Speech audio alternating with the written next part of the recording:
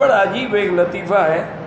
حضرت تھانوی رحمۃ اللہ علیہ کی خدمت میں ایک آدمی آیا، وہ تھا کچھ پروفیسر ٹائپ آدمی، کالجوں کے پڑھے ہوئے۔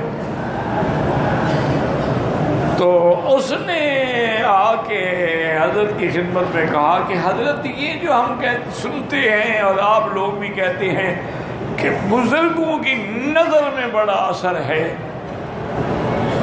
یہ کیا ہے؟ بزرگوں کی نظر میں اثر کیسے ہو گیا؟ حضرت تھانوی تو بہت بڑے علم والے تھے نا، اللہ نے ان کو بہت بڑا علم بھی دیا تھا، حلم بھی دیا تھا، تقوی بھی دیا تھا، اور تزکیے کے بھی وہ آخری مقام پہ تھے۔ تو حضرت نے بڑے آرام سے اس کی بات سنی، کہا پروفیسر صاحب تمہارا کچھ مطالعہ ہے؟ انہوں نے کہا ہاں جی میں نے فلاں کتاب پڑھی ہے، فلاں کتاب لکھی ہے، فلاں کتاب پڑھی ہے۔ انہوں نے فرمایا اچھا کہیں تم نے یہ بھی پڑھا ہے کہ نظر بد لگتی ہے؟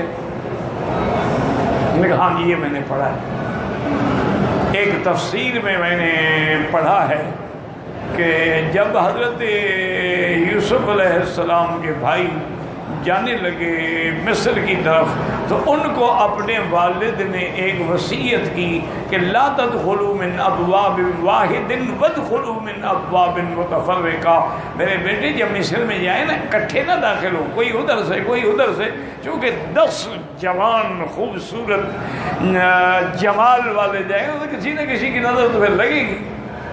تو انہوں نے کہا جو نظر لگتی ہے یہ میں نے پڑھا ہے۔ تو آپ نے فرمایا اچھا بھائی پھر بری نظر تو لگتی ہے، اچھی نہیں لگتی؟